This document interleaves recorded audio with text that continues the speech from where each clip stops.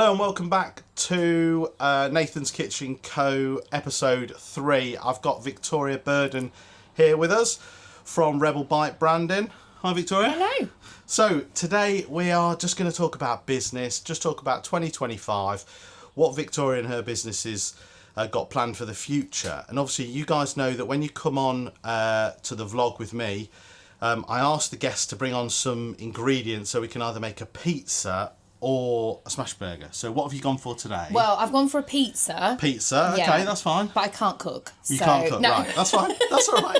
That's okay. So it's just about having a bit of fun. It's just about a bit relaxing. It's a bit about chilling out. It's about talking about business while we're doing something rather Okay. than just sitting here. So, what ingredients have you brought for us today? Okay, so I have named my pizza. You've named it already? Yeah, Okay. it's Pineapple Rebellion. Perfect. Because I thought I am a bit of a rebel. Yeah. And I know that the pineapple is controversial. Okay. So, pineapple. Yeah. So you got pineapple, love it or hate it on a pizza sometimes. Yeah, I love it. Yeah, Absolutely I'm a big love fan it. to be fair. Yeah, peppers, Nice. Tomatoes. Yeah. And are we going Cheese. Loads of tomato base? Yeah, I think so. Tomato base, Yeah, I think so. And then more mozzarella. Nice. Just Big cheese fan. Loads of cheese. Yeah, always a double cheese. And then sweet corn. Okay, right. That is that. That's raised the eyebrows. Yeah. And balsamic. Yeah. So that sounds good. Yeah, I'm a veggie pizza. I do eat meat. You do eat meat? Yeah, I love a steak. But Okay. on a pizza, Right. I don't know, just feels a bit wrong. More veggie Yeah, on a pizza. yeah, but I'm married to, he would have the meatalicious or meteor or whatever it is. Yeah, I'm anything married to him, meaty. but Okay. yeah. Everything sounds great. Just sweet corn for me. It's just, Okay, well- I don't know, fish eat it, so I can't eat it. That's, Do yeah. fish eat it? Yeah, you can go fishing with sweet corn, can't you? Put on a No, hook, fish and... I don't know whether you've got this from me, but I'm not really a fisher. Okay, yeah. I'm not I've really. been fishing I've for never years. been fishing. I've been fishing for years, to be fair. So, yeah, no, sounds good. So we'll go tomato base. Yeah. We'll do some nice thinly sliced peppers. We'll halve the baby plum tomatoes. Yeah. And then we'll just put your sweet corn, your pineapple on there. Loads of Put cheese. a bit of cheddar because you brought cheddar, Yeah. mozzarella. I've got some grated mozzarella in there. Perfect. Anyway, and then we'll finish out the oven with a balsamic glaze. Sounds Perfect. amazing. So we'll get to that in a minute. We'll get cooking in a minute. But I just want to talk about your businesses because you've had Yes. businesses in the past, haven't you? Yes. 2 restaurants. 2 restaurants. Yeah. Okay. So run 2 restaurants. We had Witham Blues, which Yeah. was a steakhouse and grill, all Okay. New York themed. Yeah. Love a theme. Okay. I love a theme. And that was based in where we are now, isn't yes, it? that was in Boston. Langrick. Right. Yeah. Okay. Yeah. So basically, we bought an old pub. Yeah. Sorry, your pizza oven is really. Is it hot? Shall I hot. turn it down? Yeah, Shall I turn it down? I just That's like okay. burning my arm. I'm a full-on ginger. I'm just like, oh my god. Yeah, you'll go out tanned. Yeah. So yeah, that's in. We bought a pub. Yeah. It was previously called the Ferry Boat. Okay. And it just was tired. Right. It, hadn't worked for loads of other people. Yeah. And it also just so happened to be next door to my mum and dad's house. Right. Okay. Perfect. So Great that location. already gave us like this, it had massive car park Yeah. and just loads of scope. Right. It sort of followed on timeline wise. My sister got married Yeah. in 2010 or 2009, sorry. Yeah. Then I'd got married in 2010. So we were in like wedding mode Okay. as a family. Yeah, We'd yeah. been like back to back weddings. Yeah. And we were like, oh, we'll turn it into a wedding venue. That Okay. was the Yeah. that was the mode we were in. Also had run a snack truck Yeah. for a few years before Yeah. that as well, because my dad, shout out to my dad. Yeah, Bob Ford. Bob Ford, Yeah. he makes sandwich trucks and catering vehicles. Yeah. So we'd sort of like gone, right, well, let's just do it. Like, let's do okay. that. So we'd done that for a bit. And then we thought, oh, well, we'll just run a wedding venue out of Okay. there. Then once we got it, we were like, oh, no, we could do something more exciting. So, yeah, we turned it into this New York bar and grill. Right. Floor to ceiling New York everywhere. Yeah. Just went for it, really. All themed. Yeah, all themed. And I don't really know where we got the balls to do it because we had absolutely no idea what we were doing. Okay. So you'd not come from. So you'd had Jiffy trucks before. Yeah, so we'd had that. Like So a we'd run sandwich round catering. and- So we knew Okay. a little bit, about the EHOs and Yeah. stuff. So we knew that, but that didn't require chefing. No. Do you know what I mean? That Yeah, was yeah. we made sandwiches. I think we'd make the most extravagant it got was like doing a full English. Okay. You know, that then then got packed into a little metal box. Yeah. And You delivered know? to the businesses. in Yeah, and around, yeah. So nothing from a catering point of view. That was all we'd done. So we had to get a chef. Yeah. So I have been. No offence, but my life has been blighted by Okay. chefs. Right. Yeah. No, that's fine. That's all right. I think when you're an owner-operator of a restaurant and you can't cook, Yeah. you are for it where Yeah, chefs yeah, are yeah. concerned. You You are, are going yeah. to be put through run through the mill a little Yeah. bit. But so I've known many a chef. Okay. And so the first year we I think we went through about 4 chefs that year. Yeah. Because They are demanding. yeah, and I think as well when you're naive Yeah. as well and you don't really know what you're doing. Yeah, of course. Yeah. So the first year was like a blur. It's a bit of a blur. I think, and not to stick up for chefs out there, because I know some of them can be a pain in the bum, but coming from an outsider, so when someone hasn't chefed before, Yes. and someone is a chef, Yeah. them two meeting together in the middle with like menu development, what you want to see 100%. on a plate, Yeah. it's easy to say what you want to see on a plate, Absolutely. but to get it on a plate as a chef, But I didn't even also have like markets. I didn't know the market. You know, Yeah. like that's the other thing. Is like you're almost going, help me, do as you're told. Yeah. Don't get too like don't treat this business exactly like it's your business because it's my business Yeah. and it's my money. But Yeah. it's But I need it's your a, help. it's a nightmare. It Yeah, is, it's a nightmare. it And we is. did eventually we did find the chef that went, I can sort this, and he had run his own business. Perfect. So he sort of like I think we found him about year in. Okay. I went through quite a lot of agency chefs and Right, okay. and stuff. So it was a baptism of fire for Yeah. me. And yeah, it was just before that I'd done a bit of hospitality, you Yeah, know, yeah. a bit. I'd been a singer, and so Okay. we'd been we'd been at venues, so I'd Yeah. had all of that. Yeah, and we just did a sort of like, I was like, I'll just use the charm offensive. Yeah. So that's what I did. I Okay. just blagged my way through Yeah, a full yeah. year of restaurant service. I'd be like, it's all good. We'll sort that out for you. We did Yeah. all of that. I was pretty solid at front of house. Okay. Charm. Yeah. But some people have the gift of the gab. Like, if you can talk to people Yes. and you're calm, then they're calm. Oh, I wasn't calm. Oh, right, okay. but I think I probably portrayed calm. Yes, yeah, and then went in yeah. the kitchen and went, oh my God! Yeah, what we're doing. Yes. So you said, let's go back a little bit about the Jiffy Truck. So, Yes. like you said, shout out to your dad, Bob Yes. Ford. I know Bob Ford because one of my previous businesses, I actually bought my first Jiffy Truck off your dad. Okay, cool, yeah. We came to the site, which is just next door. We had a little look.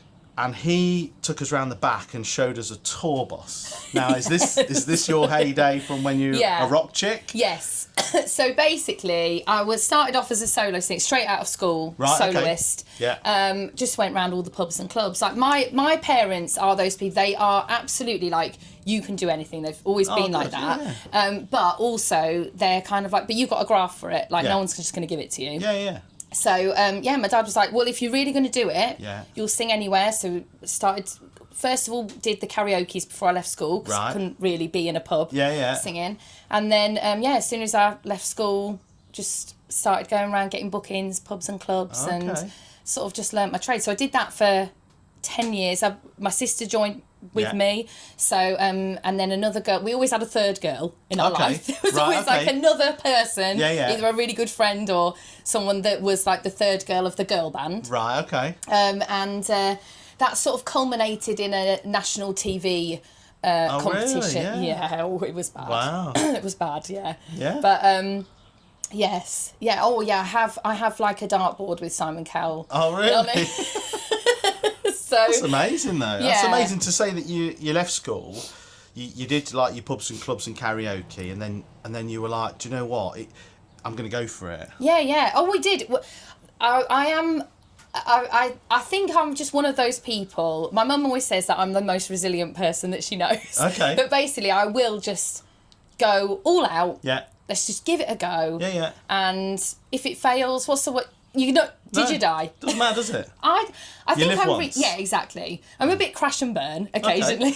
Yeah, but that's okay. But I feel for the people that don't take some risks. Oh, exactly. Like, yeah. I don't think I could. I've started loads of businesses like in the years, and I just think you've got to start it to know where it's going to go. Exactly, and There's I no bet you've point just learned so much. I bet you've learned more from the ones that didn't do Yeah, great than the ones 100%. that do. Yeah, 100%. Exactly, and that's how I look at it. And I think you learn from your mistakes. So each time you start a new business or you do something new, you look back and go, well, I'm not going to do X, Y, and Z. 'Cause Yeah, that was a terrible. red flag. That was a red flag. Yeah, exactly. And I spent 90 hours a week trying to make sandwiches for a living, and I didn't really make a lot of money, but I enjoyed it. Yeah. It's one of those things that I think sometimes people should out there, and if you're out there and you're watching and you're intrigued about starting a business, like just as long as you come up with a decent idea, a bit of a niche. Yeah. Look a in your niche area. Is your USP now, Yeah. especially as an independent, is gold. That is what you have to find. You have to niche down, and that's what I'm finding now working with other people is find the thing that you do better than anybody else. Yeah. And hopefully then you won't get swallowed up by Yeah. all these big restaurants or big names and stuff like that. That's kind of how I'm seeing it now. No, and I think now in business has changed over the years. So gone are the days of you literally get up, you make your sandwiches in the sandwich trucks, go out and deliver. You now have to do that. You do your paperwork, but you also have to do a bit of content creation. Oh yeah, absolutely. So you're also you're like this with your hats. Yeah, I just wear this hat today, this hat today. And it's a juggling act, and I've always said if you can juggle, you can run a business. Yeah. Because that's all it is. Just gotta have a bit of hustle in you. Yeah, and it's just keeping those things up in the air, batting them up, and just making sure that when they come down, you're ready to fight, like a bit of social media, or today's me accountancy hat, or tomorrow's me whatever hat on. Do you know what I mean? My mechanic's hat because my truck's broken down. You've just Especially got to when keep on it. the economy is like it is, and there isn't really the money to pull people in to help you with things. Yeah. There's been times I've found over the course of my hospitality career, there've been times when you could afford to bring people in and help you. 100%. This is not that time. No. Unfortunately, you've kind of just got to wear all your hats. Yeah. And just, if you can do something, don't pay someone else to do it if you can do it. Yeah. Learn how to do it. Yeah. Maybe spend a bit of money learning how to do the thing. Maybe it's content creation or accounting. But I think that money's far better spent you gaining that knowledge than paying someone else to do it. So one of our accountant, he always uses the words horses for courses. Yes. Right. So he basically says if you can earn more money doing your thing, so let's say accountancy, it would take me hours to do a VAT return. Yeah. But he does it in an hour. Yeah. So what I can earn in 3-4 hours is more than what I pay him for the hour. Yeah. So that probably brings us on to like your business then. Yes. Of Rebel Bike Branding. Yeah. Where you can help people. Yeah, so while they're cooking or creating or making. Yes. You're in the background. There's a lot of the people that I've started to work with, they've got a head full of ideas. Yeah. And they don't know quite how to get it out there, or they're doing actually everything else right operationally, but their brand is a bit boring or just isn't representing them. There's often in hospitality, because you're honing in on your own skill set, and then there's always something missing. Yes. Like if I had to run my own thing, my branding would be on point. If I had a sandwich truck again, it would be the best looking sandwich truck ever with excellent branding, great customer service, terrible food if I had to cook it. Okay. And I think that's the thing, is like often people fill in for some of those bits, but there's always something slightly missing. So it's difficult to be good at everything. It is difficult. There is some people out there that are good at everything. Yeah. But it's hard to be good at absolutely everything to the point where your business is so successful it's just you running it. Yes, definitely. You do need a helping hand every now and then. But when I started the business last year, I set out with I don't want every day of my life to be boring. I like to do different things. Okay, That's what I think when you've run your own business, every day is very different. So when I'm working with clients, when I meet them and we start talking about what I can help them with, which is, design or branding, even their how they project themselves. To the world, or possibly it's operational support, just working through procedures and things like that. Because having run restaurants for 12 years, I know that procedures are everything. It's the way you make money, isn't it? Yeah, exactly. Like systems and processes 100% is all of that kind of stuff, especially when you're running a team. Yeah. Is everything, and it's the kind of stuff that you end up having to catch up on. Yeah. You know, it'll get away from you anytime. That's what I found. It's like you have to break it before you can fix it. Yeah. In hospitality, you have to have the night where everyone cries. Yeah, of course. Yeah. You know, 100%. Yeah. It's just how it goes. So that I start by finding clients normally through design. Okay. And then I end up like life coaching them and going like, yeah, I've made that mistake, try and pull that back or do this. And, you know, and I think that's a lot of the time where people find the value in what I can do. And that leads us on to what you were saying earlier, like your USP. Yes. Oh, yeah. Your USP is you've had hospitality businesses in the past. Yeah. You've done your processes. You've broken, failed, succeeded. Yes. So you know quite a lot about it. Yeah, I definitely know a lot of the red flags. Yeah. That's for sure. But that's good because then you can point people in the right direction. If you can see them heading down that way, and they come to you as a client and basically say, let's say they want some branding or some marketing. Yeah. And within that, you talk to the customer. You get to know their business. Yeah. And you can see where they're about to go wrong. You can sometimes see from the outside what they can't see from the inside, that's for it. sure. A good example of that is I have a client that is a baker. She's fantastic. Yeah. I'll give her a shout out because she's at Nick and Mix in Boston. Yeah, she's fantastic. And Nick is the business, you know, she is the heart and soul of that business. And she's such an ideas person that she literally, I think the first meeting we had, she was like, oh, I want to do this. We were heading for Christmas as well, so she had so many ideas, right? And I left the meeting, I was like, oh my god, how am I going to get this pulled back, right?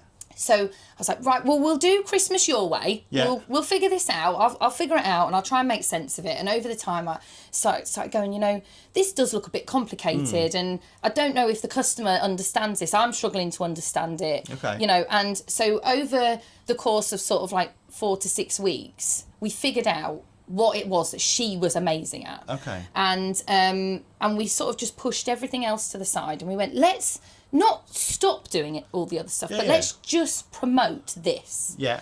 And so what we started doing, she has these cookie dunkers that, honestly, I'm a little bit addicted. I've seen she started doing boxes of 12 Yeah, and it's a 24, postal. hasn't she? Yeah, that's a But postal, she's also one of these people that when it gets a bit scary, she's like, oh, let's take our foot off the pedal. And I'm, no. Just keep going. We're going to just keep going. Yeah. And, so we just promoted between basically Christmas Eve and through to mid-January, all we did was talk about dunkers on her socials. That's all she spoke about. Yeah. And she has just not only had the most profitable January she's ever had, she had the most profitable month she's ever had. Wow.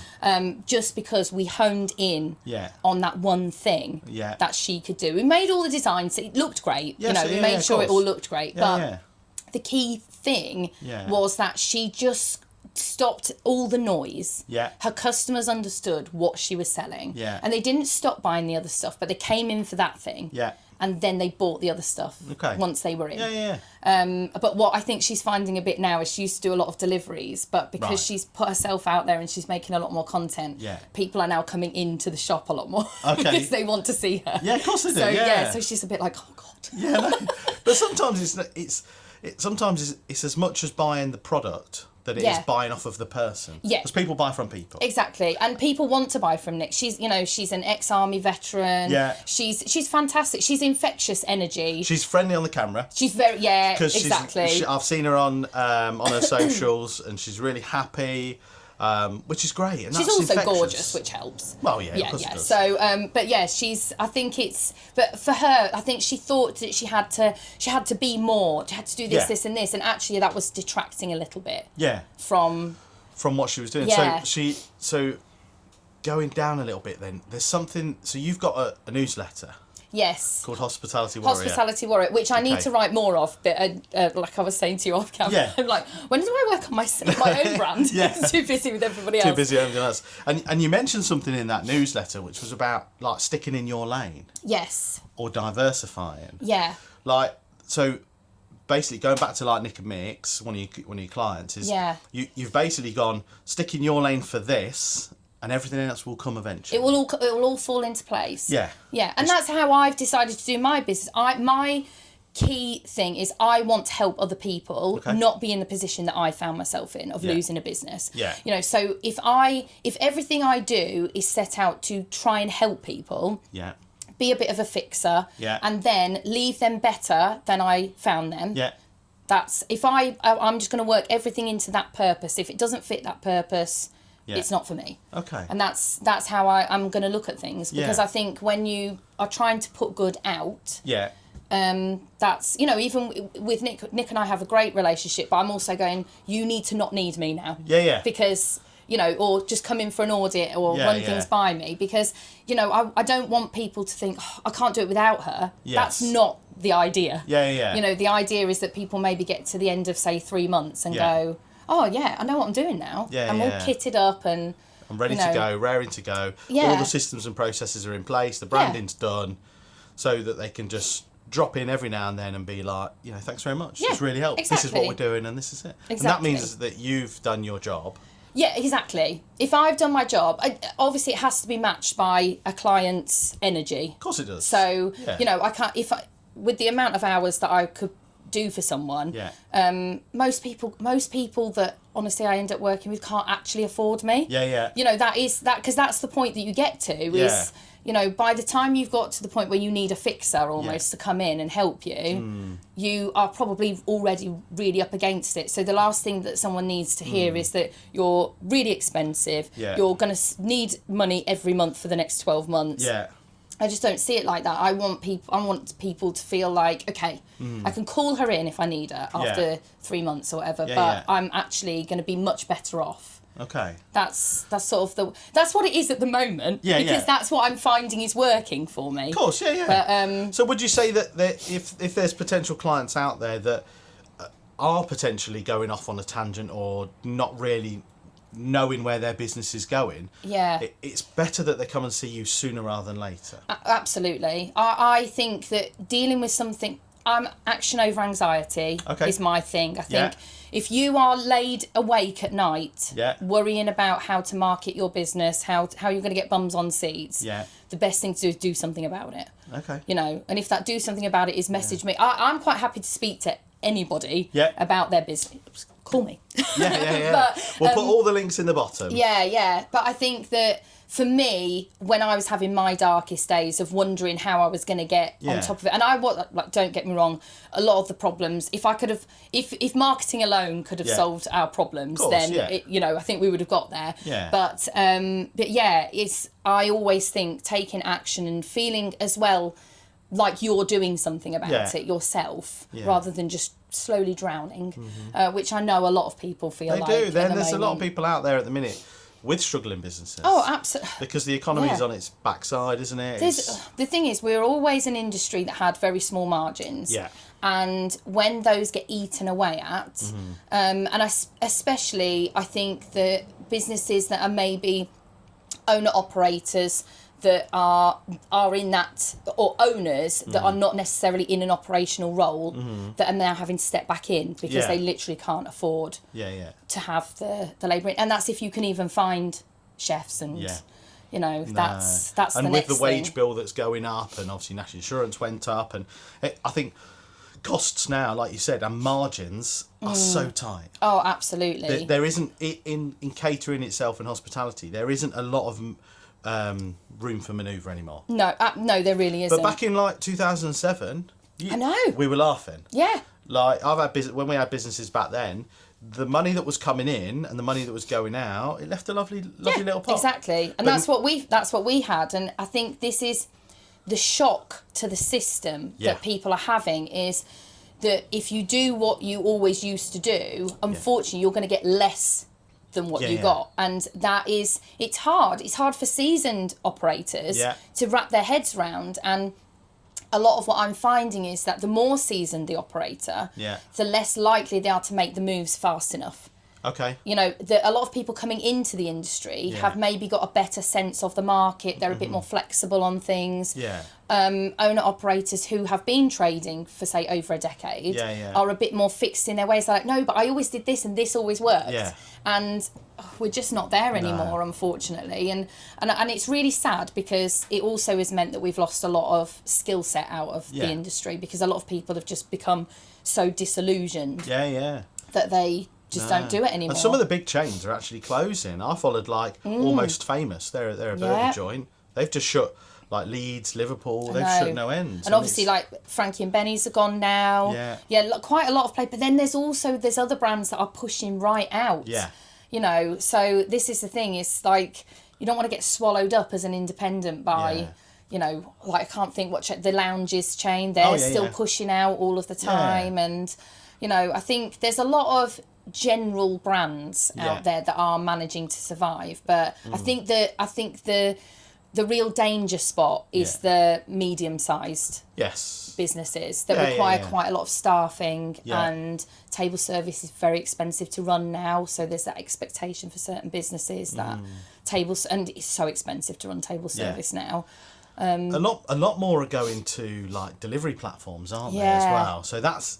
But you've got to be in a certain niche for that, haven't you? Like both of my restaurants were experience businesses. Yeah. So that didn't work for us. We couldn't tap into that in the same way, because the people wanted to come in to have the experience. Yours was more of what am I thinking of? Like a destination. Yes. Yeah. You came because of what was inside. The vehicles were all made, weren't they? Yeah. So that was majority for by your dads. Yes. Yes. Yeah. They were all, so you could basically, for those who don't know, you could sit on a Lambretta scooter, couldn't you, and have your dinner on a bar. Have your dinner in a Mini, and so it was V8, and it was fabulous, you know, and it was magical almost. Yeah. So, and I think that was a part of me that I was like, this can't fail, because every time I would go in, I would see people and they'd be so happy to be there, and be like, oh, this is incredible, you know. So you kind of like, I wanted it to work. Yes. For so much longer than I should have let it carry on in a way, because there was so many factors that our overheads just started to creep up. Okay. We live in an area that couldn't really support it. Yeah. Do you think location had a big thing? Massive. Right. Massive. So you think if you were to up sticks, move it to somewhere else? Yeah, I think if it had been, say, Cambridge, Essex. Yeah.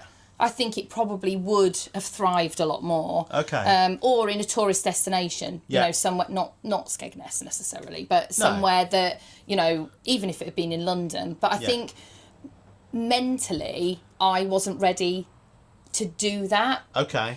Maybe now, not now. Yeah. I'm not doing this.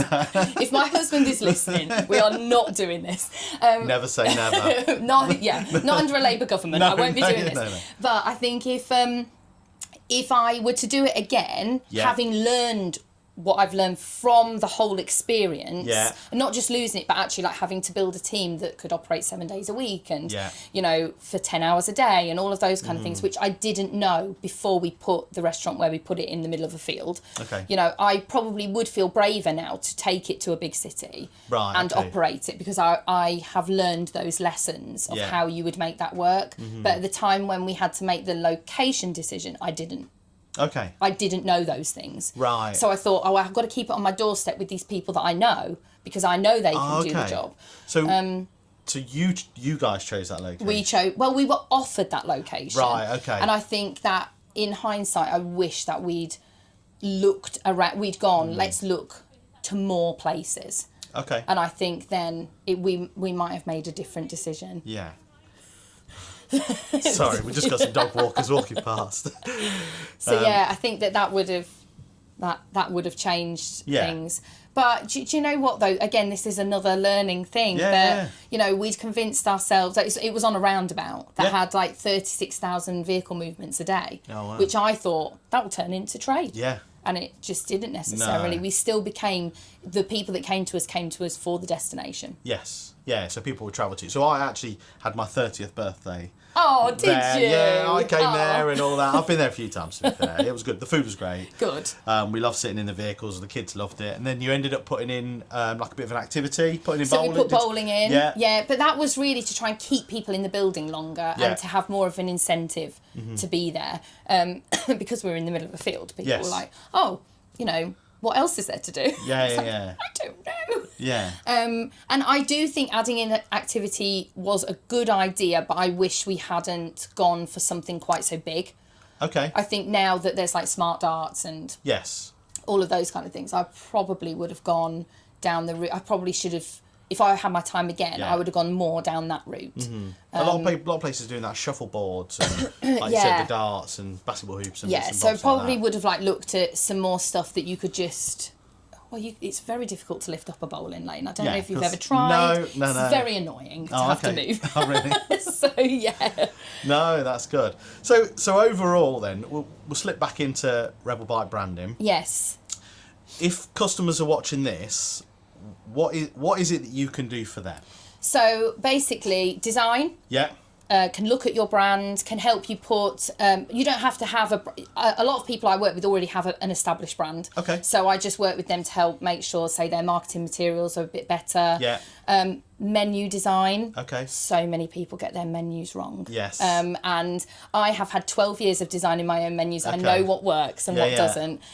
So yeah, basically for menus, breaking down the barriers for the customer of figuring out what they want, and also top tip. Always put the most expensive things at the top. Okay. Because people read like this. Yeah. And if they've decided in this line that or I say most expensive, or the stuff that you make the most money out of. Yes, yeah. Because they're not always the same thing. No, yeah. Put those at the top. Because they've most likely made the decision by the time they get a quarter of the way down the page. Yeah. And so that's one of the things. Top tip.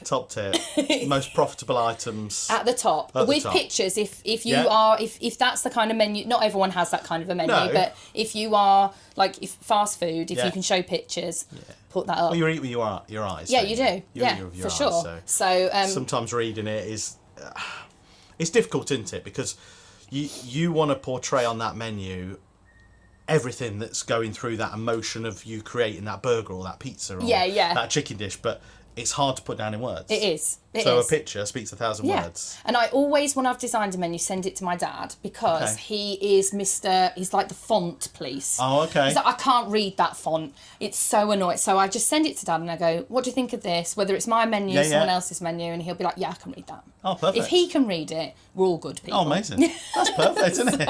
I have these people in my life, I'm like, oh, dad's going to tell me off for that one. Yeah. So, no, that's good. So not only do you do your branding, you do your marketing. Yeah. I've seen that you helped. Is it George's Cooking, one of your clients? George's Cooking. So you did all the graphics on his vehicle. Did you design all that? Yeah. So he was obviously a startup. So he came to me at that point where it was like he was like, help me. Did he just have an idea? He had an idea for a name. Well, he wanted to be called GIC for George's Cooking. And I was like, no one knows what that means. No. So we went with George's Cooking, and the idea is like it's George is cooking. Yeah. Whatever he's cooking that day. Yeah, of course. So we designed all of that for him, and he obviously gave me a brief, and we worked with that.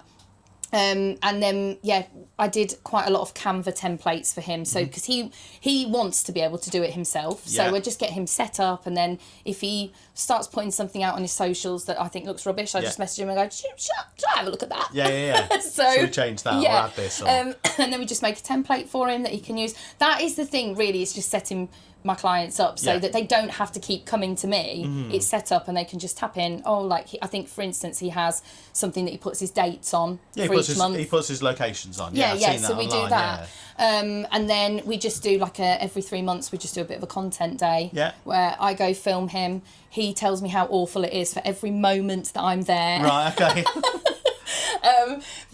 But also there's so many bloopers with George. Oh, really? He's a terror. Is he? Yes. Okay. Shout out to George. George's Cooking. So, no, if you don't follow him, go and follow him. He's a good guy. He is a good guy. And then I think as well, a lot of, not for George in particular, but I have had another restaurant that I've worked with doing things like their daily EHO sheets, cleaning schedules, because I know what it needs to be. I know I've dealt with enough EHOs. I know what they're looking for. I know what's going to flag up a problem. So so I create quite a lot of like the back end admin stuff for people as well. So that kind of like plays into the operational support from that point of view. So so I use a lot of the stuff that I've done, and then I have some front of house. I don't claim to know back of house service. I can tell someone when they're doing it wrong. I can sometimes walk into a kitchen and go, what is happening here? But front of house, I have a system that I've always used. I say I've always used. I learned to use because otherwise it all goes wrong. So I use that. So that is like a customer touch point system. I know to do it on paper. I don't have it. I know a lot of things they want you to do it online. I personally don't think that you need anything online. You just need a great sheet of paper that's got all of your customer touch points on, list of tables. And then they know what to do. And I just found that my team would always just come back to it. To find if they didn't have a job, come back to the sheet. Find it. And then there's always someone that puts all their pens in their pocket, though, isn't there? Yes, there's always a steamer, there's always a steamer. Or pads, they always have pads. Yes. They order pads. So just things like that, really. Just little tips and tricks that I've learned along the way. And I'm learning more, because every time I go into someone's business, it's slightly different to the business that I had. And, of course. So I learn their stuff. And so hopefully within a decade, I'll just be... flying. Hospitality brain. You will, without having to run my own hospitality business. Without too much stress. Without too much stress. You could just walk away and help them point in the right direction. Exactly. But whether someone's start-up, in the thick of it, I'm sure there's some value to be had. And how's best to contact you? Via your website? Socials. I'm on LinkedIn, Instagram, Facebook. So Rebel Bite. Or just find me. You can just find Victoria Burden. So I know I'm also in the thick of the personal brand. People buy from people. They do. Perfect. So you can tackle me as well. No, that's fine. So what we'll do is we'll put all the links below in the caption, so you'll be able to see it, be able to click on it, and go and find Victoria either on, like you said, LinkedIn, Instagram, Facebook. You on TikTok? My Hospitality Warrior is on. So Hospitality Warrior, by the way, is it's going to be. I'm getting ready to launch it properly. But it's going to be a community for owner operators. Oh, okay, cool. I didn't find a lot when I was in the depths of losing my business and despair and needing some help, and even just I just needed to know that other people. Because a lot of people aren't very honest about how bloody awful it is out there. I think when you own a business, and I've spoken to a few people about this, you're surrounded by people, but it's a very lonely place. Incredibly lonely. And especially hospitality. And I was only talking to Mark Rowe, who did the last video with yesterday. And I said, with any business, you have highs and lows. Yes. The highs are so high. Like last Saturday, I went to a darts competition, I took the van, and it was like it was the summer. We were so busy. We were busy from 3 till 8, 5 hours solid, non-stop. Go. I was buzzing when I got home. But then you have a day like Tuesday or Wednesday where you're so low, it's quiet. I know. No one's buying. It doesn't make any sense. And literally your moods are like this. And it's hard to regulate and be not normal as such, because we all suffer with a little bit of anxiety, a little bit of worry nowadays. But it's hard to regulate. It's really hard. And I think when you have a team as well, like at one point I was running a team of over 30 people. Wow. And the number of times I put my hand on that kitchen door to walk into that, and I would have to just be like, okay, let's do this. 3, 2, 1, and we're there. And you have to go and go, hi guys, even though you're thinking, oh my God, how am I going to pay the wages this month? That is how it got. So that's what the Hospitality Warrior is going to be there for, is like a community of owner-operators. I'm going to be filling up a platform with things like the daily sheets, a lot of the top tips, stuff that I can use as examples of what I've done. It's going to take a while to build, but that's the plan. Just so something that people can use as a bit of a resource and support each other. I found that a lot of the groups that I found online were either for hospitality employees, which tend to bash owner operators quite a lot. 100%. Excuse me. No, don't worry. Just dying. Yeah, they tend to be bashing of employers a bit, which we will all know there are bad employers out there. Of course. Yeah. But there's also a lot of people who are really trying. Yes. For their teams. Yeah. And I think that for me to go on, I just wasn't finding that community for myself. Yeah. And anything that I did find was quite, well, you're just not doing it right, or, well, if you've got a business that's not making money, then you're obviously rubbish, or, And I just don't think there's so many little things with each business that add up to something that either works or doesn't work. Yeah. So, and a lot of the, let's face it, Frankie and Benny's ran for like God knows how long. Yeah. You couldn't say it wasn't a successful business. No. But it's now gone. No. So. But I do think there's people out there that are very naive, that don't run businesses. Like, I have a few people that come and they'll, I did an event for Halloween, basically, and it was quiet. Yeah. But I was told it was going to be super busy, which that's fine, that's okay. But then to have customers come up and go, well, that's all right, you've done enough. And I'm like, well, I haven't done enough. No. Because you don't realise what it cost me to stock the van, stand here for like 6 hours, serve a few people, but not be busy enough to pay like a member of staff on that day and that sort of thing. Like, I think there is a little bit of naivety out there that running a business is easy. It's not. No, it's definitely not. People only see the highs, like you said.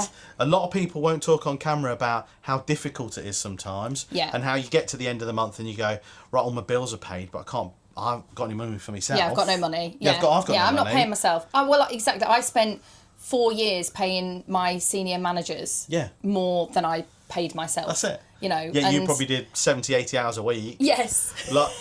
And they're doing 30 hours a week. You're paying them the money and you're going, bloody hell. And also, as the owner-operator, normally what's ending up happening is once you're running a relatively sort of like a bit of a machine of a business, it's all doing what it should be doing. Actually, what ends up happening is that your job just becomes to deal with all the crap. Yes. All the problems. Yeah. You don't really get to do that, like being in with the customers and be like, hey guys, you don't get to really do that. The only time I would end up getting pulled in for that is, so-and-so's not turned up for work again. We need this. Everyone's got flu. Yeah. That was ended up what would happen. Yeah. So you don't, and then really you're just solving problems. Yeah. And that's... You're not having the good stuff, you're having the bad stuff. Yeah. Which again takes us back to your mood. Yes. Your anxiety level up and down like a yo-yo. You go in, I'm going to go to work today, I'm going to have a great time. You get in and everyone's sick, poorly, they can't do this. You're a social worker for every one of their problems as well. Yeah. Which I always was, like, I will listen. I thought it was important to... your employees are, people, and you want to know about it. But at the same time, sometimes I think, I won't ask them how they are today because I'm scared for the answer. That's it, yeah. No. And there's so many of the things that ever bother people, and nothing you can actually change as an employer. No. So. But there is, some people just want to talk, don't they? Yes. And they're lonely, and like you said, in business, it's quite a lonely old place. So back to Rebel Bike branding. Yeah. 2025, what does it look for? What's it going to look like for you? I'm still figuring it out at the moment. I'm hoping just lots of clients. Okay. Lots of different clients is what I would like. And I don't know really. I'm still figuring out exactly what my offering is, because every time I work with someone, they sort of show me a different, maybe somewhere that I'm valued that I didn't expect, and stuff. I like doing the design work. Yes. I do like doing that. Okay. But I think it's just really it's a year of figuring everything out for me. Okay. And then I do have an idea of what I want to do going forward, and it is really being more of a fixer. Yeah. I really do want to work with people that are either starting up and making sure they don't get themselves into trouble. Okay. Or working with people that are struggling and trying to figure a way out of it. Or being honest with them that I don't know if there is a way out of it, because I wish maybe someone would have said to you. Yeah. Okay. So, which is not what anyone wants to hear, but it's better to hear it now. than 6 months down the line. No, I get that. So so I think that's kind of how I see things going. So 2025 is a year of figuring out your business, Yes. your brand, Yes. where you're going. Yeah, figuring out what I like about it as well and what I don't like. Yeah. Because I'm also finding things I don't like. Yeah, of course. Yeah, there's parts of a business that none of us like. Yes. That's the stuff you don't see on camera. Yeah. That is the mundane stuff that we have to do. But yeah. So should we make a pizza? Yes. Yeah. Yes. Cool. Oh, did I say that? I sounded like I You meant did. it. You sound like you meant it. Yeah. So we'll stop the camera. We'll change the angle, and we'll make a pizza. Perfect. Start talking again. Right. So back to making a pizza with Victoria. Just remind us of the ingredients again. You're a brave man. It's fine. It's fine. Okay, so It's not the sharpest, to be fair. We have got pineapple. Pineapple. Okay. I don't care what anyone says. I think pineapple. No, fruit on a pizza. Yeah. I like it. I know a lot of people don't like it, but I enjoy it. It Yeah. gives you a little bit of a sweet bite. Tomato. Yeah. I'm not sure that they're the best pizza tomatoes. What would you Little say? plum tomatoes. What's the chef in you saying? Heritage would be better. Little heritage ones. Yeah. Because they're like nice and sweet, but they're sweet and juicy, so they'll be fine. Yeah, we'll blame my husband for those. Tesco's as well. Tesco's No, on yeah. it. Someone's doing well, aren't they? I wish.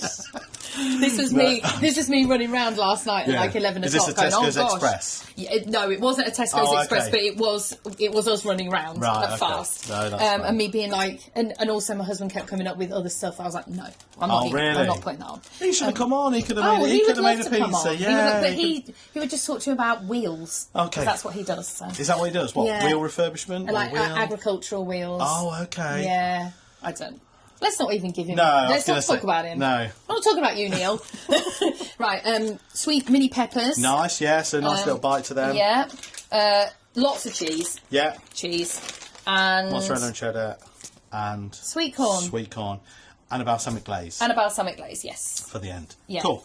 Okay. So if you I want know you're not to... happy about this. Well, we'll put it on. And I I'll, think- I'll try it. I think you're going to be Do you reckon? pleasantly surprised. It's just fish eater. I just can't do it. I just can't. I don't think that's like the Corn on sweet the corn cob. strap line. Sweet corn, fish eating. Yeah, but- I think you're giving it something Oh, that it really? doesn't Okay. have. Corn on the cob, fine. Okay. I can eat corn on the cob. Yeah.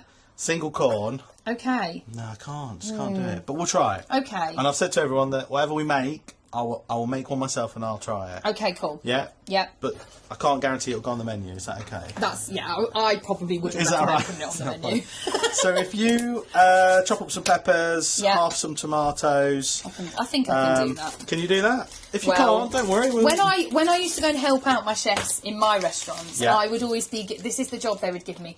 Will you go and weigh that? Go and weigh those. Oh, okay. Like, they'd give me like a thing of meat Yeah. and go, just they all need to be 40 grams or whatever. Oh, okay. That was the kind of job I would get given. Right, okay. Or like nothing technical. Right, okay. Or could you sort out the packaging for the takeaways ready for... It was never, never anything particularly... No? No. It's not the sharpest, so you should be It's fine. okay, I was just wondering how to cut these. I'm just Yeah, going to so- go like this.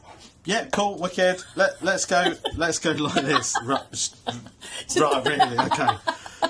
That's fine. So all we'll do is, if you just want to just slice them nice and thinly like Yeah. this. Yeah? Yeah. I There you go. will slice them nice and thinly, but I won't do it like that. No, that's all right. Just because take your time. I'll chop my finger off That's if fine. I do that. Just take your You have time. to do this, don't you, with your... Is it like that? Yeah, that's it. Yeah, and ideally, if that hand's closer to the knife, then that's where you won't cut it because it guides down your knuckles. You see, that's how it's Okay, meant to cool. be. There you go. We're learning, aren't we? We're learning. There I'm we go. learning I'm 12 years in. That's fine. And today, Yeah. I'm learning how to cut a pepper. How to cut a pepper. Every day's a school day. No, perfect. Okay. How's So that? yeah, perfect. Yeah. Yay. So if we just do like maybe 3 of them, Okay, and then we cool. could just put them on the pizza and that sort of thing. We'll figure it out. So I'll obviously not be able to look at the camera because I will chop my finger off. no, that's all right. We Okay, can just do what we need to. I'm only looking because Yeah, behind you the look. camera there's a few questions you see. Okay, and that just helps me out. So, That's okay. Because I've not got the best of memory. So what? You've had some failed businesses. Yeah. You've had some successful businesses. Yeah. I've had some failed businesses that were successful businesses. Yeah, so both, yeah, And yeah. then, yeah. So what motivates you to keep striving for more then? Well, I'm incredibly resilient. I think Right. we have, this is, I also don't know if I'm employable. Okay, yeah. I think if my wife is watching this, right, she would probably say the same thing. I think that there's a lot of people. I think when you've got entrepreneurialism in you, yeah, and maybe you're crazy enough to have tackled hospitality, yeah, there are quite a few people who just don't fit the mould of a normal 9-to-5 job. No. And I think that's me. Yeah. 100%. I couldn't. Yeah, I'm there because I can't keep this shut. No. And exactly. it doesn't get you anywhere, does it? So. No. So I think, and I know you've like worked for food service and stuff like that, haven't you? And I considered and was you know and was offered things like that in sales and stuff, and I'm sure that I could have brought some value to it, but I would have lost the will to live. Yeah. See, sales for me is, and that's going back to my previous job before I started this was in sales. Yeah. I love the sales part of it. Yeah. I love talking to customers. I loved being out on the road, and I think the problem I had is not a problem as such. Is I went from an area sales manager, which was looking after a small area. Then I went to business development, which was all over the UK, etc. Yeah. And then I went from there to field sales manager. Yeah. Back in an office, managing a team of 10 guys and girls on the road. Yeah. And I think that's where I failed. Yeah. Not failed at the job as such. I did it for a year, and it was but great. You seem company. like a people person to me. I just and being in an office, managing people that are not in that office. Yeah. Must have felt. Yeah, it was difficult. Yeah, it was difficult. Yeah, and I think anyone that's out there now working in the corporate world, it's another level. Yeah. It's another level. It's totally different. You can't be yourself. No. And do you know what I'm seeing, which does upset me a little bit for the industry a bit, is that food services now are trying to hire chefs. Yeah. As their reps. They are, yeah. And I just think, like, knowledge. You're not helping. That's not helping. Yeah, yeah. Because we need chefs chefing. Yes. In my opinion. Yeah. And I know that it offers a lifestyle to a chef but I just also think, but we need chefs out on the ground training other chefs. Yeah. Who are newbies supposed to learn from? Yeah. If there's no chefs out there. But that seems to be the new way of recruiting. It is to pull chefs out of kitchens. Yeah, 100%. I feel like it's a little bit. I feel like they'll do themselves in eventually. Oh, okay. I think if you pull all the chefs into food service, who's going to cook all the food? That's right. Yeah, who are you going to sell the food to? Because there's no more chefs anymore, is there? Yeah, and I love food service. I've had great relationships with food service, and I think they can be such a huge cheerleader of your business, and 100%. They can really offer a lot of advice and stuff, and I'm sure that's maybe where the thinking comes from. It is, yeah. It's the reason that we would previously go after chefs is, one, they've got a background knowledge of the kitchen. Yeah. They know food. They know how to cost things. They know how the costings, margins, etc. Yeah. So the only bit that they need to learn really is a little bit of sales. Sales, yeah. But if you can talk to people, yeah, the sales comes naturally to everyone. Everyone that's out there that thinks, oh, I can't do a sales job. If you can talk to someone, you can sell. Yeah. You just got to find the right product for you. Yeah, exactly. And for me, it was always food. Yeah.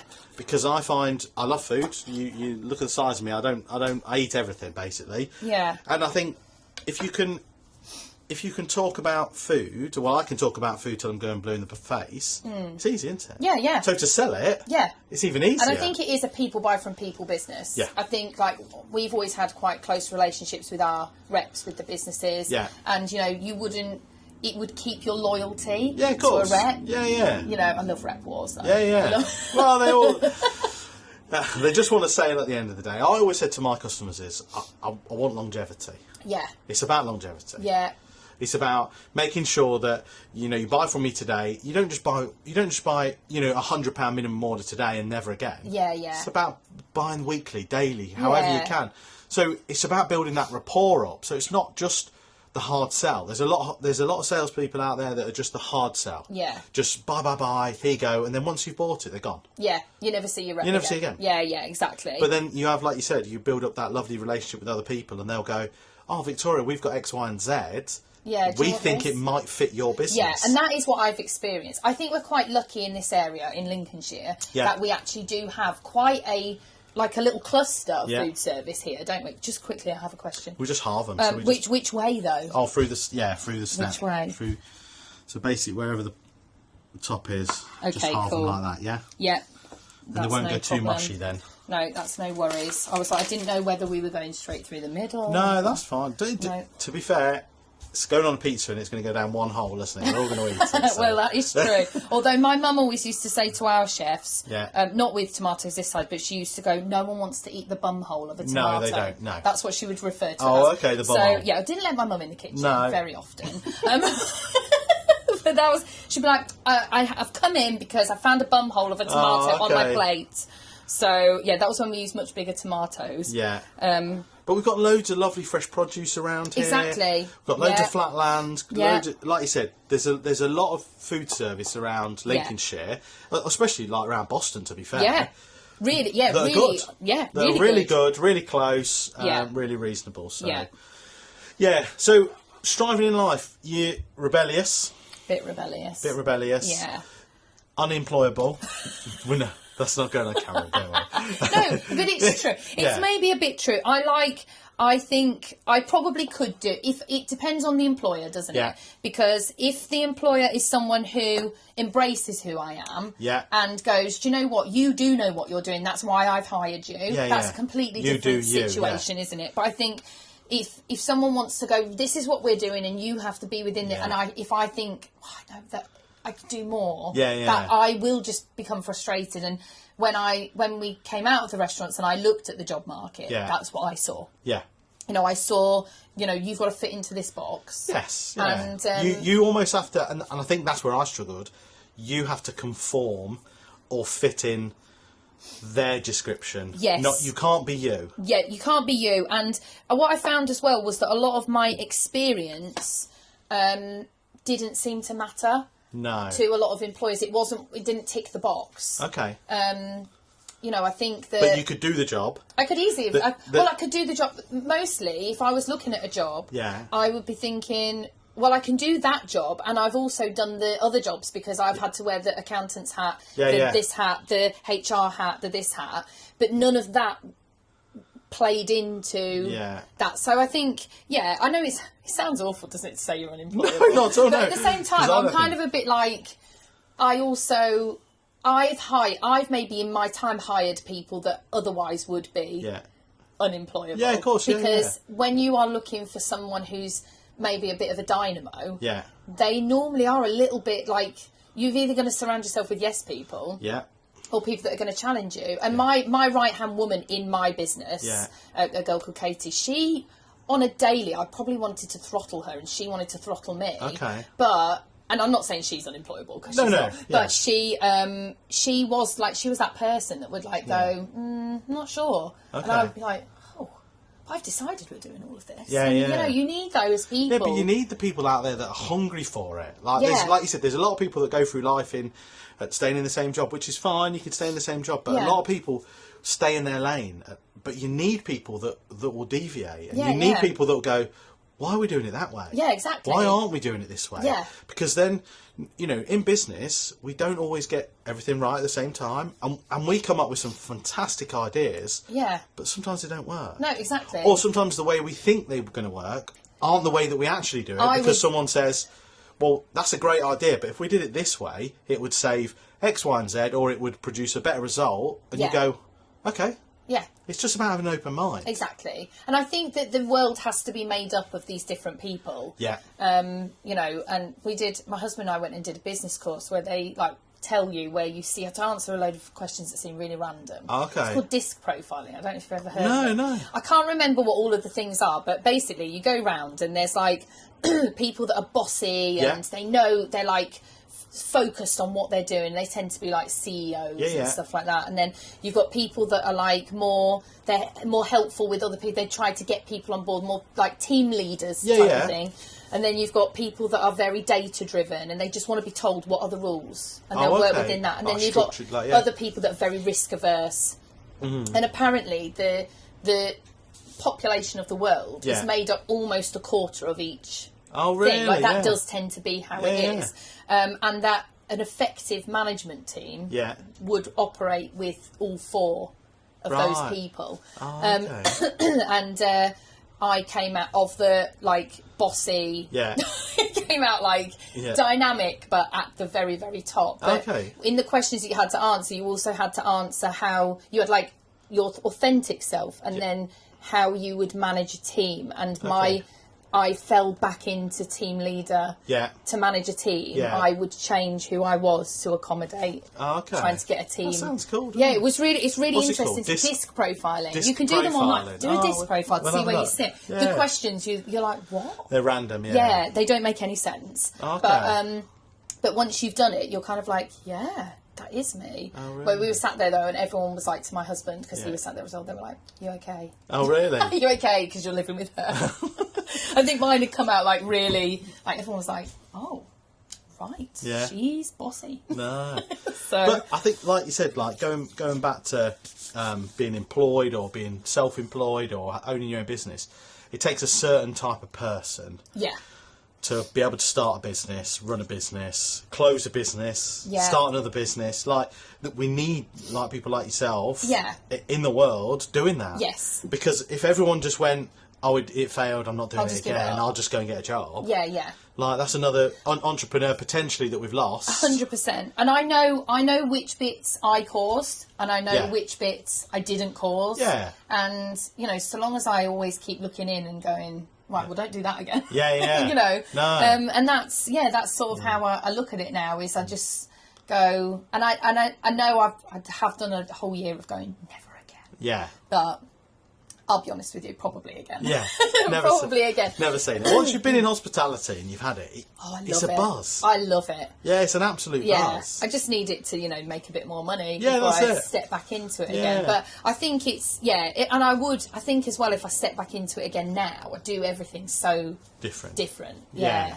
See, I've had my previous, not when I was employed, but when I had the Jiffy trucks, we employed like 13 people, not as big as your scale, but I know now that actually employing all those people and having all those outgoings, I made more money just on my own. Exactly. Just little old me, like in here. But that's where we're at right now. Yeah. Is if you can scale it back. Yeah. And you can hone in on what you can do yourself and get rid of all the noise and, just find your core team, find your USP and do what you do best and not let all the other noise get involved, then I think that's the key to success a bit at the moment. Yeah, just right now. It's just sticking in your lane. Because the thing is, as much as, like, I know what I can earn, just me on this truck. Yeah. Which is a nice wage and I can earn a decent amount of living.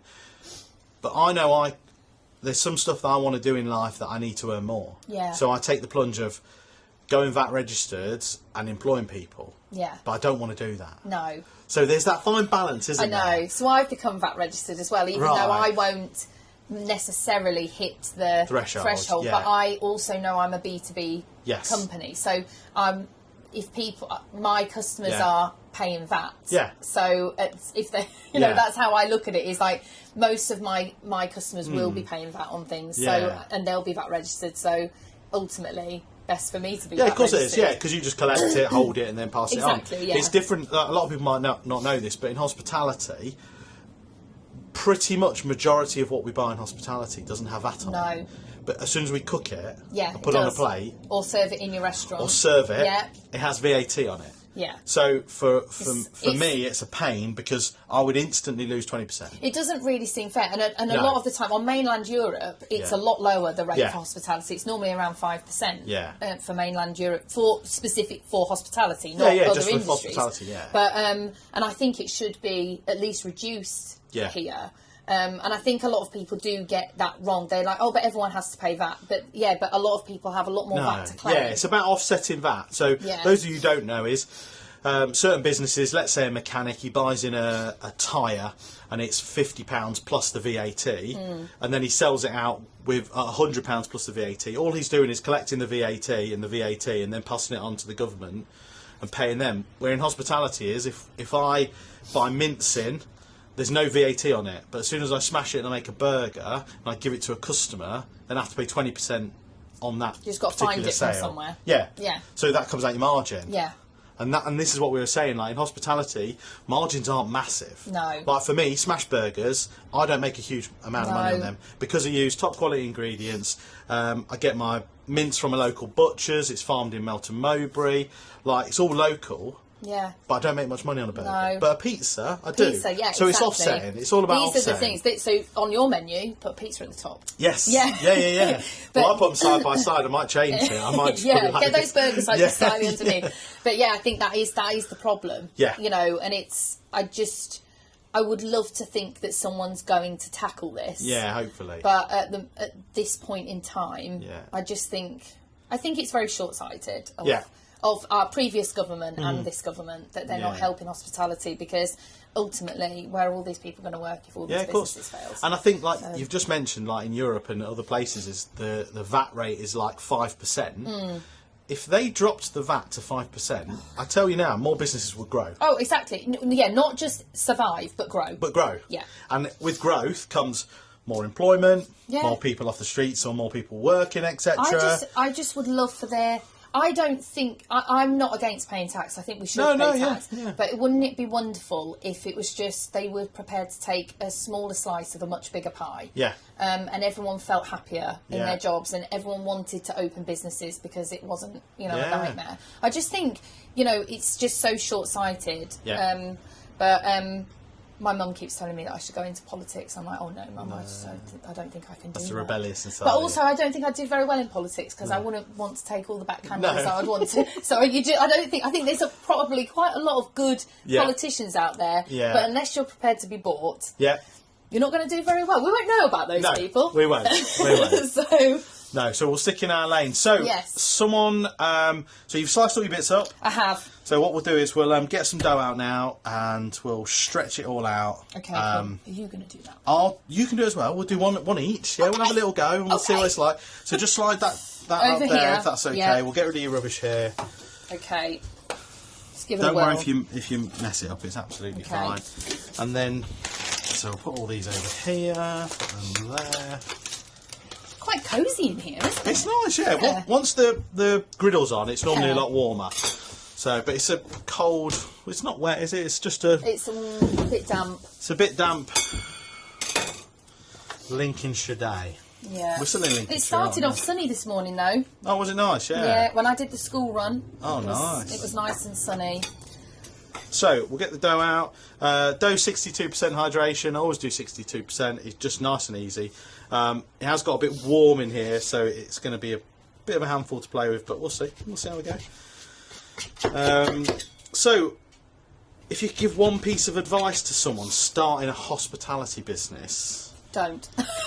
don't say that. Oh, we're No, trying to that sell is- this YouTube channel No, to people now. no, I'm that joking. isn't. That genuinely isn't right. No, I think in a hospitality business, do your market research Yeah. before. That would be like, I wish that I'd done more research Okay. on who was going to come in. Who do you want to come in? Right. What does that menu need to look like? Where's this restaurant going to be? So demographic, like And you need chimney pots. Yeah. You do need chimney pots, which is hard in a rural area. Yeah. But it's not impossible. okay. And if you haven't got chimney pots, you then need to make your business that it doesn't need.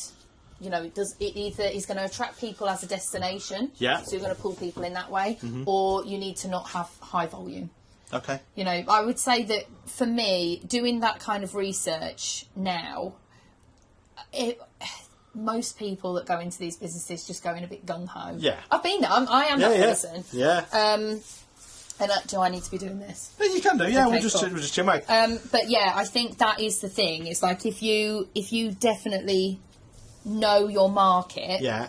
and you can start with that in mind. Okay. It's really hard because most people who want to do hospitality are so passionate. Yeah. And if they're anything like me, they're like, oh, I can imagine what it's going to be like, and we're going to do this, we're going to do that. And so, yeah, at that startup Yeah. point, Yeah. just just breathe. Yeah.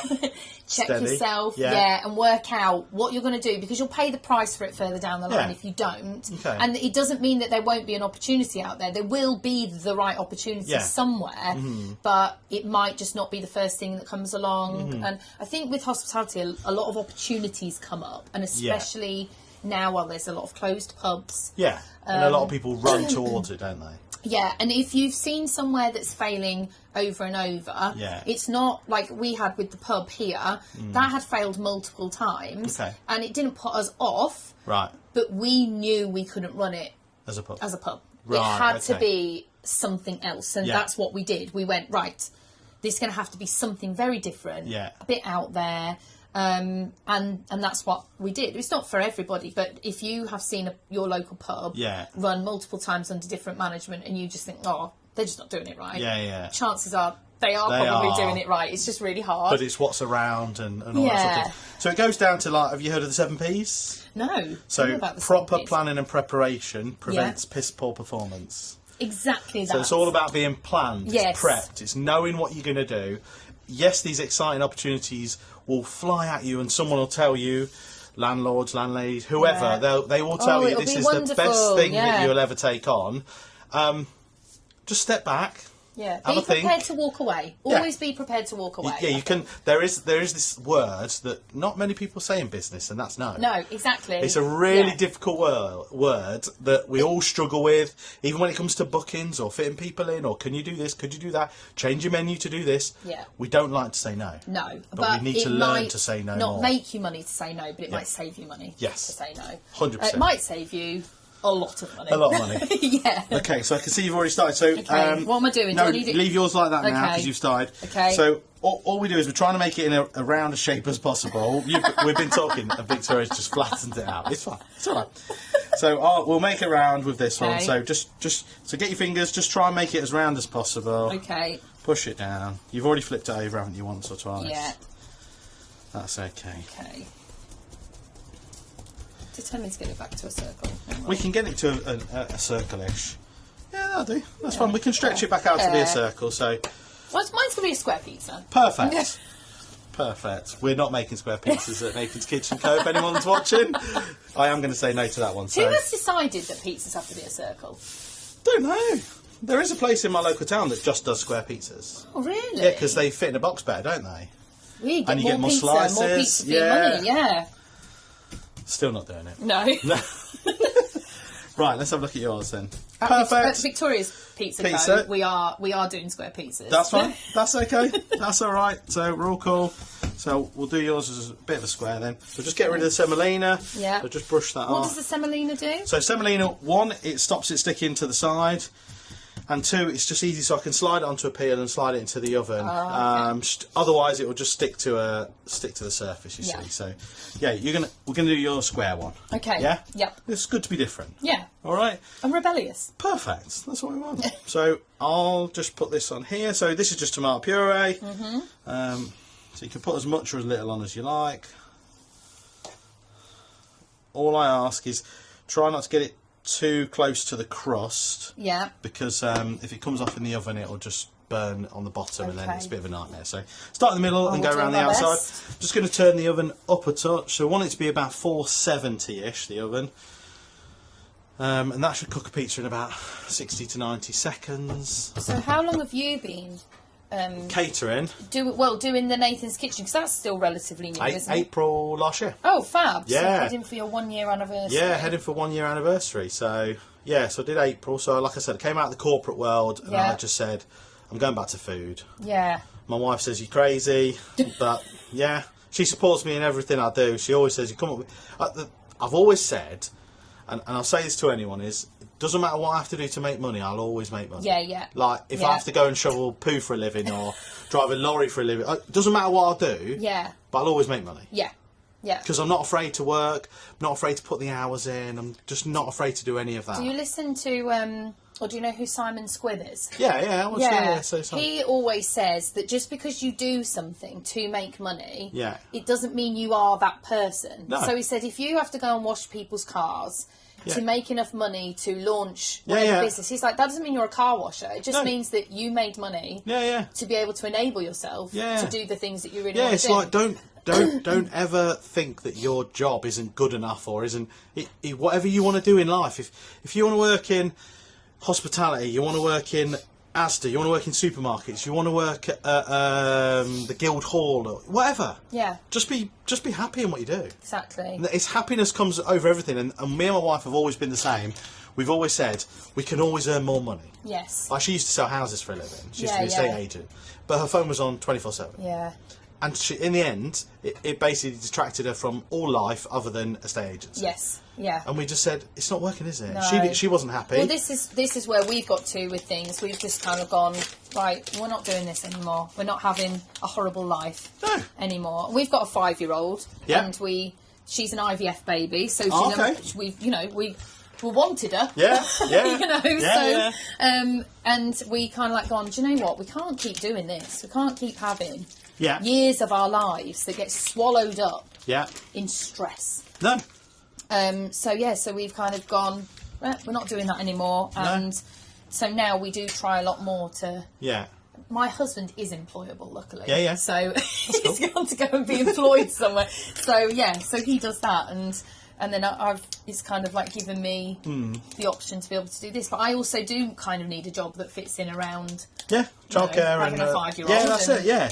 Yeah. But I always think if you can find something that you enjoy doing, you love doing, and you make a bit of money out of it, it helps. Exactly. Like, and just having a bit of peace. Yeah, that's it. And it just works. Like, sometimes in business, with the highs and lows and all the good stuff that people see and all the bad stuff that people don't see, because we don't tell anyone, like, we just get on with life, don't we? Yeah. You make your business fit around your life. Yes. That's what I would say at the minute is, forget the money, because earning money at the minute is difficult, it's hard, it's a bit of a fight, but the only benefit to having your own business at the minute is your freedom and flexibility. Yes. Yeah. It used to be that you could make money and you could claim this or do that, or you know what I mean. But now the government have honed everything in so much that the perks have gone. The only perk you have is flexibility. Yeah. But what people don't see is you might be flexible during the day, like between the hours of like dropping the kid off at 9 and picking them up at 3:30. And then you put them to bed at 8. They don't see between 8. No, 8 and 2 o'clock in the morning. 8 and when you're filling out your social media forms, your EHO forms, you're planning all your social media posts. Because on a Monday, I spend 8 hours on a Monday just doing content. Yeah. That's it. Very disciplined of you, Nathan. But that's it. It has, you want to see my calendar, like, I've got it. But you have to. Maybe you need to life coach me. Yeah, we'll change. I won't charge you. You can see thanks. Do you want cheddar, mozzarella, or I have got cubed mozzarella in there? What would you like? I don't know. You brought cheddar. Yeah, I do like cheddar on. Yeah. So let's go cheddar. We'll go cheddar. Are you going controversial then? You're about to put your top in. Well, the cheese. Well, I think bit of cheese, then more cheese. Okay. So I would do cheese first, but I didn't know whether you were cheesing mine, and I was getting ready. No, I want cheese. No, right. You make your own. All I don't. Okay. Yeah, we don't. Like, you make your own. We don't share food in here. Yeah. Okay. We know the rules. We don't share food. So I would cheese. Like, I'm saying I would. Do you know how many times I've made a pizza from scratch? No. Like twice. Oh really? Yeah. In all of my experience of making pizzas, I would always put the cheese on first. Right. Okay. In all the other 2 times that I've done this. I did know that you've never made pizza because you did put in the email, "Can you bring the dough?" I was like, yeah, that's fine. Maybe my first email should have said, "I'll bring the dough." Well, otherwise, I would. You know what I would have done? I would have bought a pizza from. I would have just bought a pizza, a margarita pizza, and I'd be like, "Let's put this stuff on top with a bit of cheese." Good job you didn't. Yeah, exactly. That's why I'm swearing. Right, put your toppings on them. So what we going? Peppers, tomatoes. Yeah, let me bring them over here. Look. That's all right. We can sit on top of that. Put it on there? Yeah, I should sit on there nicely like that. Push that in there a bit. There you go. Yeah, so some peppers. Yeah, this will kind of be my go-to order. Okay. If I was from a particular ordering a pizza. From somewhere. Okay. I won't say. No, we're not saying the name. No. Because buy local. But exactly. Support local, definitely. Yeah. Definitely support local. There's a lot of local businesses out there that are still struggling to be found. Look, I've been going nearly a year and people are still coming to me like, oh, how long have you been doing this? Well, we had it with V8. We ran V8 for 7 years and people would walk in and go, how long's this been here? It'd be like 4 years. We've been in this location for 4 years. It's crazy, isn't it? Yeah, but I think it's just what falls into your scope or not. I think that's...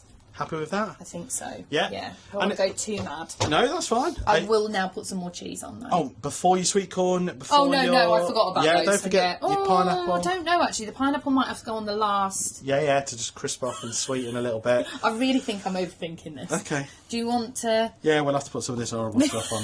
Sweet corn, yeah. No, we'll sprinkle that on.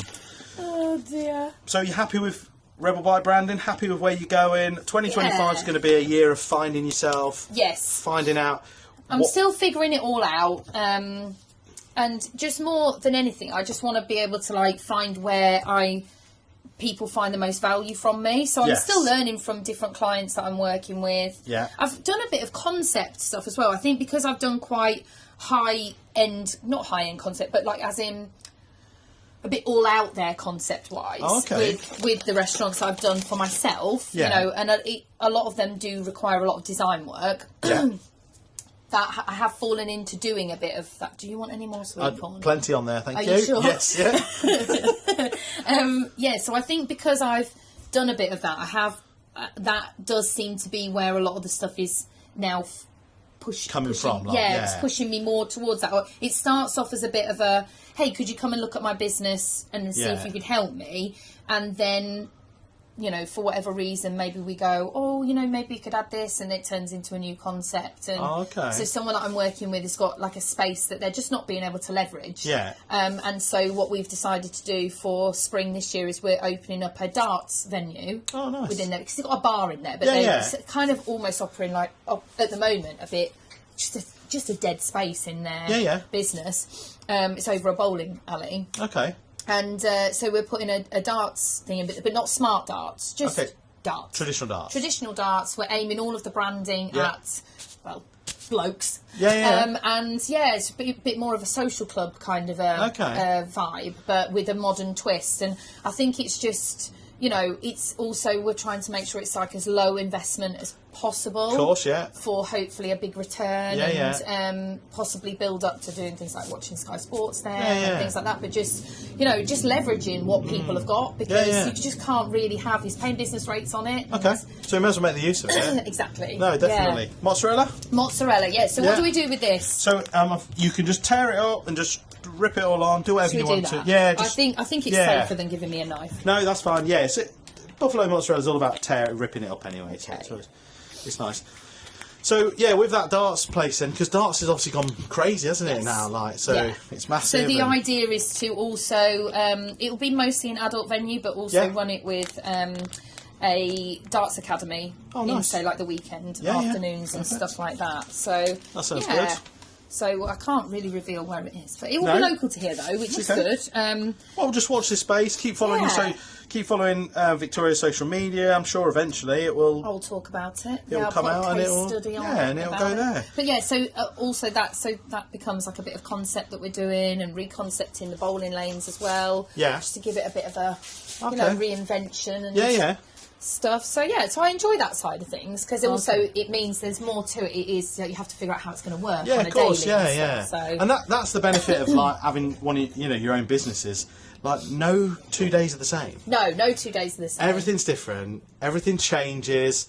You can have new ideas, exciting ideas. You can go off on a tangent. Yeah. But you always come back to what you do, really. Yes. You always eventually come back. Yeah, and I think that is it. But I also think that maybe what I'm finding is when I'm speaking to people about reconcepting is that maybe I am a breath of fresh air in that I'm going, let's not spend any money unless we actually have to. Yeah. Because I've been there myself with my own businesses, and I would always try and do everything like if there's something we can do ourselves, let's do it. You know, and just make it as cheap as possible. Yeah, 100%. But cheap, but it's got to be if you're going to spend money, you've Affordable. got to get a lot of bang for your buck, as far as I'm concerned. You need a good ROI, don't you? Good return on investment. Exactly. Yeah. And so I think So the less you spend, the more you're going to get. Yeah. Which Whereas is only I think a a lot benefit of to the bigger business. companies Yeah. are maybe like, oh yeah, we can redo this and it'll cost you £50,000. Yeah. And I'm like, well, we can use £50,000 for a lot of things. Yeah.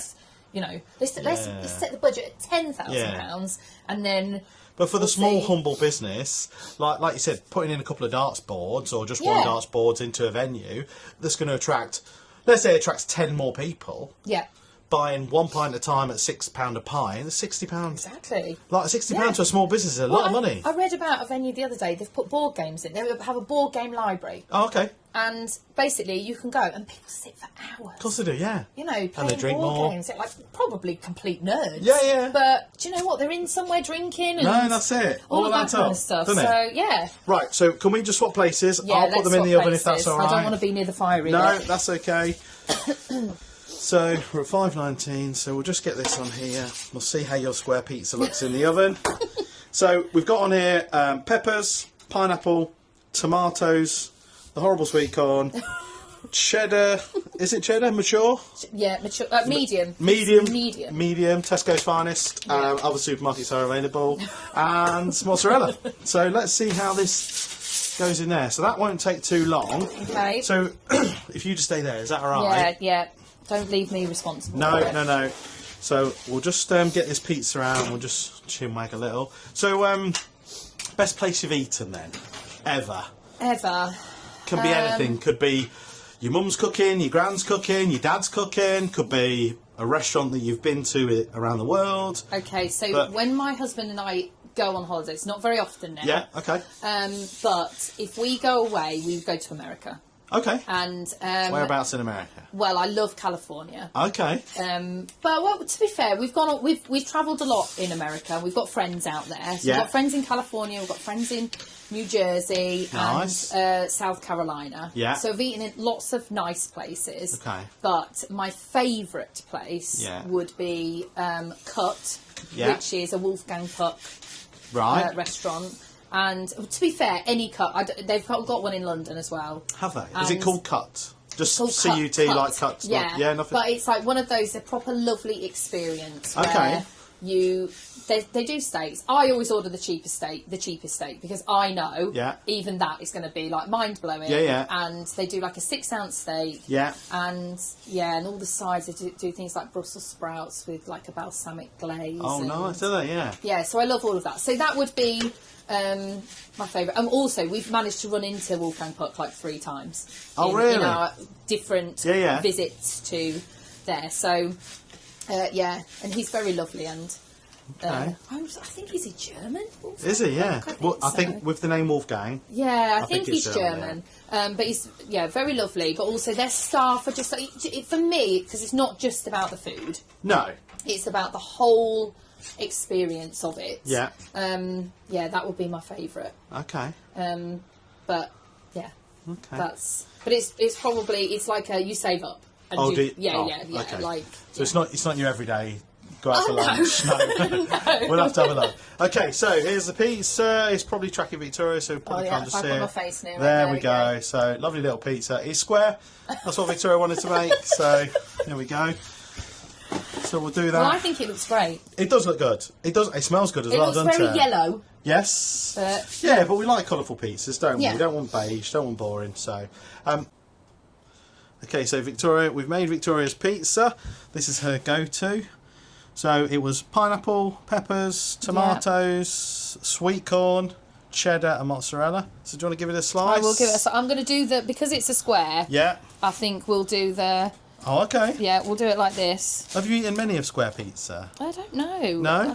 I don't think so, to be New quite concept, honest. then. Yeah, it's my new restaurant concept. Yeah. It's called Square Pizza Co. Nice. I bet there's already a Square Pizza I bet Co. we'll have a look. We'll have to have a look. Yeah. Sounds good though, doesn't it? Yeah, can you imagine the branding for it now? No. Let's try this little bit here, look. Okay. Oh, Let's have a look. What do we think? Crusty on the bottom, Mm-hmm. nice, bit of sweet. I'm a genius, to be quite honest. Yeah? I think. No, that's really good. Sweet corn good on there? Mm-hmm. Yeah, it tastes good. I actually think that it adds a lovely crunchy texture. Oh, nice. Okay. Yeah. I would like to know what you think. Okay, I'll taste one a bit in a minute. Yeah. One other question would be, if you could only eat one meal for the rest of your life, that's breakfast, dinner, and tea, just one meal. Oh. Do you know what it'd be? It would have to be my sister's roast dinner. Yeah. Your sister's shout out to your sister. She got the cooking gene. Oh, okay. Yeah. She always goes, "Oh, you're good at computers and stuff." Yeah. And she got the cooking And gene. she's good at cooking. A lot of people in my family can cook. It's just can missed they? me. That's all right. Can your husband cook? No. Oh, oh dear.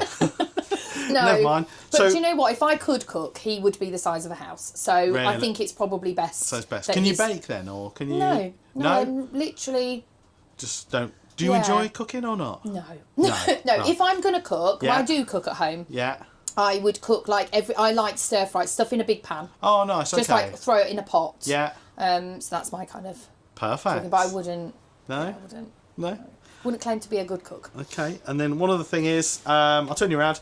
So, dead or alive, if you could go for a meal with someone. Well, Who would it I'm not be? much fussed about celebrity. Like that doesn't bother me particularly. But if I saw this one person, I Yeah. think I might faint. Okay. And so that would be the person that I would go to dinner with, and that's Dick Van Dyke. Dick Van I Dyke. just think he's a bit magical. Really? Yeah. And where would you go for? Where would you take him for food?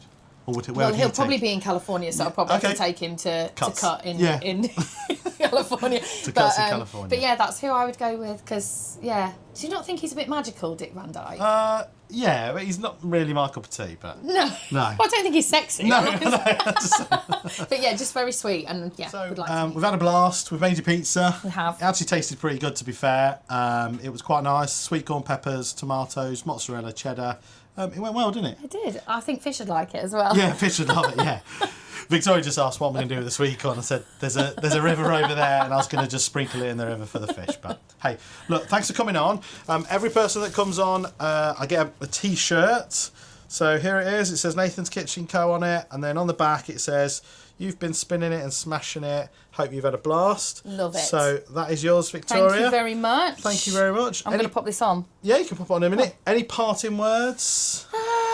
If anyone wants to get in touch with Victoria, we're going to put all the links at the bottom. Yes. Get in touch with me. If you're feeling anxious about anything in your Yeah. hospitality business, just drop me a DM. Even if we don't end up working together, Yeah. you know, I'm always a listening ear. Okay. Ready to speak to anybody. And what was that saying? Or action over anxiety every Action time. over anxiety. So if you can Yes. take anything from this, action over anxiety. Don't sit there and wallow. No. Don't procrastinate. Let's get it done. Yeah. Speak to Victoria. She can sort your branding, your marketing, and any social media stuff out for you. Yeah. And Have all a that look sort at of it. thing. Yeah. We can do that. So thanks for listening. Thanks for Thank you for watching. having me. No, thanks for coming. All right. See you. There she is. Hi, Victoria. Thanks for coming on. Thank you. Hope you had a blast. See you later. Bye-bye.